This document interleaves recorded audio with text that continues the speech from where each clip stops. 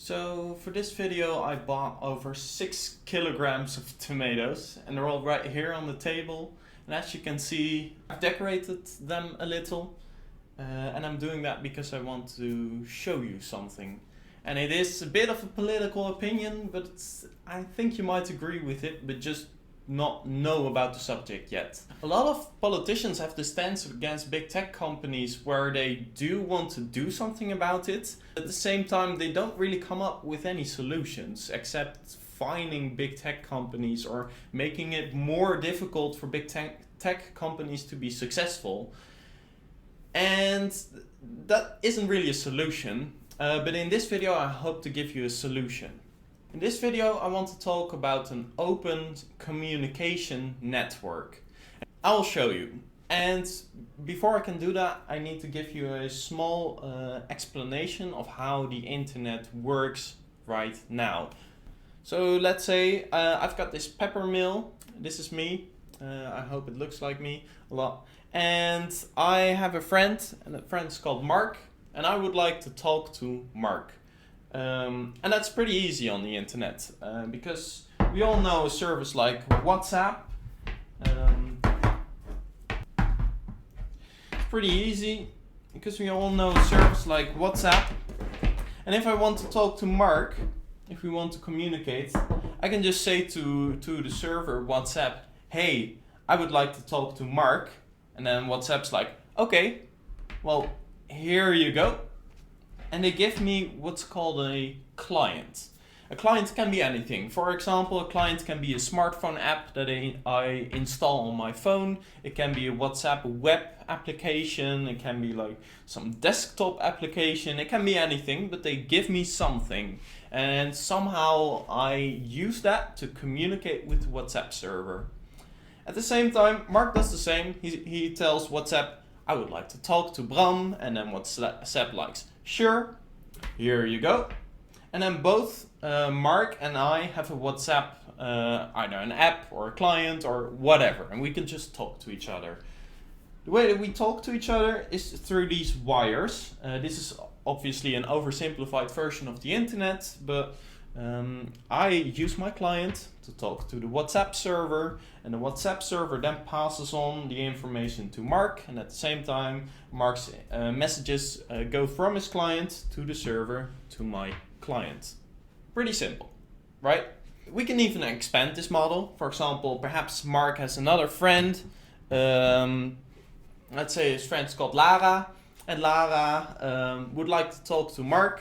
Well, Mark just happened to be on WhatsApp. So what Lara can do is Lara can just say, hey, WhatsApp, I would like to talk to Mark. And then WhatsApp's like, sure, here you go. And Lara gets a WhatsApp client and she can talk from her client to the server to Mark. And even as a result, Lara and I could even talk to each other as well, because we can use our clients to communicate with each other through the server, which is great because that way we have a communication network and we can all talk to each other, which is fantastic. But at the same time, different people have different preferences. And for example, for my work, I don't use WhatsApp.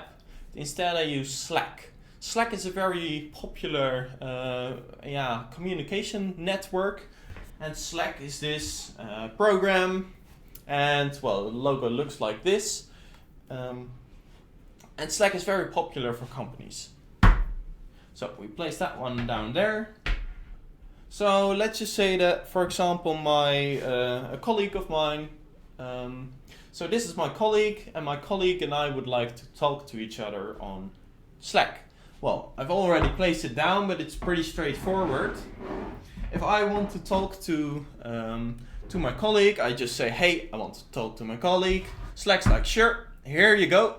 I get a Slack client, and my colleague says the same, and my colleague gets a Slack client or an app or whatever as well. And then we can communicate with each other through Slack. Works just fine. Then perhaps I have some other friend, but this friend doesn't like to use WhatsApp, so perhaps they are on Facebook. Well, I'm personally not on Facebook, but let's pretend that I am. And then both my friend and I tell Facebook, hey, we want to talk to each other. And Facebook is like, sure, here you go. We both get a Facebook Messenger client, and that way we can use our clients to talk to the Facebook server, to talk to each other's client, and that way we can communicate through Facebook with each other. Great. And you probably see the process already happen. I already have 3 apps with me. I have Slack, I have WhatsApp, and I have Facebook Messenger. And on average, every person in the United States has at least 8 communication apps that they use to communicate with a lot of people. And at some point that's kind of getting a bit much, you know? At some point it's just getting it's just getting less preferable. So let's just say that, for example, Mark has a problem with WhatsApp, and then it's better to move to a new app, for example, like Signal. So Mark talks to the Signal server and he says, hey, I want to talk on Signal. And Signal's like, sure, here you go. And Mark gets a client from Signal. But on the other hand, what is Signal connected to? This is something called the network effect. And as you can see, the network is as useful as the amount of people that are on it. And I thought, well, I just have way too many apps. Isn't there a solution to just have one app? In that case, I could get rid of, for example, my Slack client. I could get rid of my Facebook client and only use my WhatsApp client. Because with my WhatsApp client, I can talk to WhatsApp and to Facebook and to a friend of mine. I could also talk to all my relatives on WhatsApp, and I could use WhatsApp to talk to Slack, to my colleague. And this is a thing called interoperability, where different servers communicate with each other so that you can use just one of their apps to communicate with all of them. And as you can see, there's an obvious reason why big companies don't want to do this, because they risk losing a lot of people if you only need to use one app in total. So this is probably not going to happen out of nowhere. But at the same time, is it really that impossible? Is it really something that people just won't do? And the answer is no, this is actually quite a good idea, and there's already something that exists for it. And that is called an open network, or better, an open communication network. So the other day I was just browsing the internet, and then I stumbled upon an organization called Matrix. I didn't really know what it was, but I was thinking, hey, well, that sounds interesting. I'm hooked. And there's this really weird concept that happened. So let me just show you. So this is me again, and I'm standing over here. And I told Matrix, hey, I want to talk on Matrix. And Matrix was like, sure. I was like, am I getting something like a client? Are you giving me some software? Matrix was like, nope, good luck. And I was like, what? So basically the idea of Matrix is that they don't have a server. Or, well, they do, but they recommend you not to use it. And I thought, what's going on here? Well, the idea is that Matrix is a way to communicate with each other. So the interesting idea is that all these servers, even though they're different people who own different servers in different ways, they still all communicate with each other. And that way, it doesn't matter which server you choose. And they also have their own software, their own clients. For example, a very popular one is Element. It's also the smartphone app that I use. But you can also use Fluffy Chat, which is just really UI friendly and really simple to use. There's also Paddle for the people who prefer, I don't know what Paddle is for. There's also some apps that I don't even know what they exactly are, but the point is, I don't need to know. Because it doesn't matter which of these apps I use. There's like way more than these 4, but it doesn't matter whichever app I choose, because I can just pick any. For example, I just like Element, so I'll just pick Element. I'll download that client, and I'll just connect my wire to any server that I like. So for example, I use the server NLtrix, which is a Dutch server, and I'm a fan of the server. So I just connect my string to the NLtrix server, and I'm just connected to this server. But I can also contact the other servers because this server is connected to all the other servers. So my friend Mark, he can do the exact same thing. He can just pick an app that he likes. Perhaps he's a big fan of Fluffy Chat, because who doesn't love any fluffy cats? So he just downloads the app Fluffy Chat. He picks any server that he likes, doesn't matter which one. He could choose the same server, he could choose a different server, and he's like, well, I like this server. He connects to this server, and then we're all connected to the matrix, because we can still talk to each other. Because I can use my app element to talk to the NLtrix server, to talk to the server that Mark is using, to talk to Fluffy Chat, to Mark. So even though we're using different apps and we're using different servers, and the apps and the servers don't even belong to each other, we can still talk to each other. And I thought this is a really interesting concept, because this really shows how easy it is for companies to talk to each other.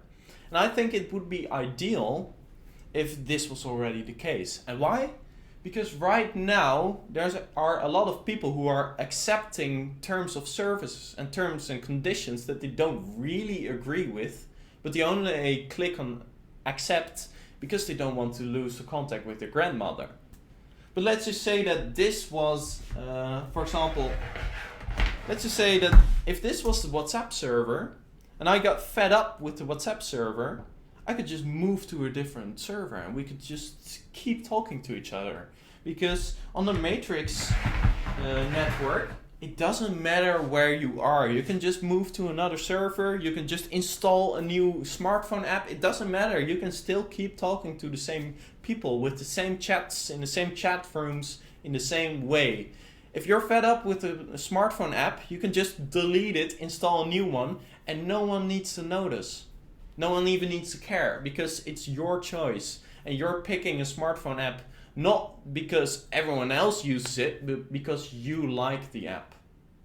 So I think that instead of being connected to one network like WhatsApp, we should all be connected to an open network like Matrix. And you may think, isn't that moving the goalpost? Well, actually it isn't. There's already a lot of other networks out there. For example, Matrix is pretty young, but there's this open communication network called XMPP, and it's almost 20 years old by now. So let's assume that Mark and I are a really big fan of the Matrix network, and some friends of ours are a really big fan of the XMPP network. Well, in that case, our friends can talk to each other on their own network, but we can talk to each other on our own network as well. But remember, these were open networks.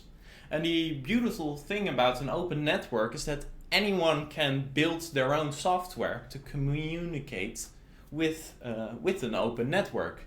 And since both networks are open, that means that anyone can build their own server that could work as a translator between two open networks.